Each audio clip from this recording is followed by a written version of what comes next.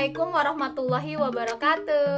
Kalau misalnya kalian udah klik video ini, pertama kali gue mau ngucapin terima kasih. So, kedua gue harap kalian gak skip dan tetap stay di video ini. Oke, video kali ini gue akan bahas 5 hal yang lumayan mengerikan yang terjadi di Yunani kuno. Hal pertama adalah mendiagnosa dengan merasakan. Jadi orang-orang Yunani itu zaman dulu kalau misalnya sakit terus mereka ke dokter gitu kan.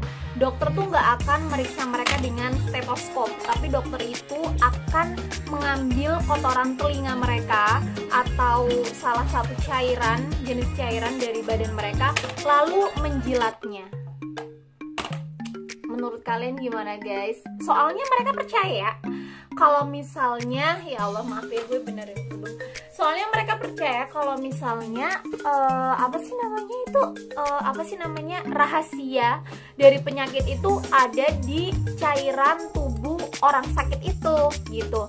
Jadi kalau menurut gue sih ya bener juga ya, kalau misalnya zaman sekarang kan kayak darah terus habis kayak gitu urin gitu kan dimasukin ke lab kan. Mungkin kalau misalnya zaman dulu nggak ada lab gitu, jadi mau nggak mau sebagai seorang dokter, karena mereka bertanggung jawab untuk mendiagnosis penyakit ini dan mengobati pasiennya, jadi mereka yang merasakan.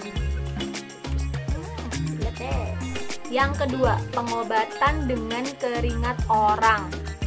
Ya ampun, hidung gue kembang tipis. Oke, nggak usah dipedulikan. Oke, jadi gini, kebanyakan zaman dulu itu selebriti, orang-orang Yunani itu kebanyakan itu berupa atlet, berupa apa gimana ya bahasanya, intinya kebanyakan selebriti itu atlet lah. Nah, atlet-atlet Yunani ini mereka itu kalau misalnya mau bertanding itu biasanya mereka melepas semua baju mereka, terus habis kayak gitu meluluri semua badan mereka itu dengan minyak, ya dengan minyak gitu, nggak tahu biar apa ya, mungkin biar mengkilap gitu kayak model elemen atau gimana. Habis kayak gitu mereka akan bertanding, semua pertandingan itu dilakukan di tempat yang penuh debu, berlumpur gitu kan, sehingga kalau misalnya selesai bertanding itu badan mereka tuh akan tertutupi dengan minyak, terus keringat, terus lumpur, terus darah atau mungkin lendir dan lain sebagainya. Lah, setelah pertandingan itu selesai akan ada beberapa budak yang datang ya kan untuk membersihkan mereka. Tapi mereka itu bukan hanya membersihkan, tapi mereka itu bertugas untuk mengumpulkan sisa-sisa yang menutupi badan para atlet ini. Yang mana sisa-sisanya itu sama mereka itu akan dimasukkan ke botol lalu dijual dan sold out.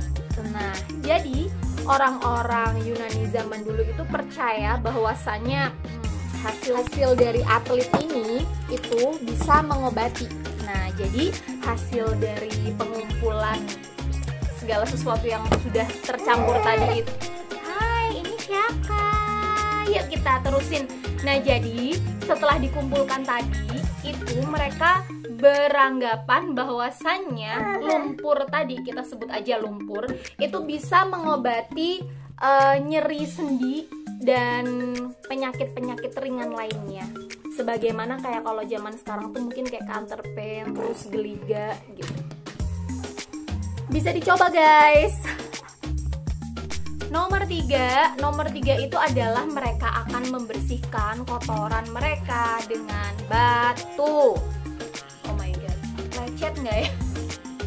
Ya, nggak bisa bayangin guys. Ya nggak apa-apa sih.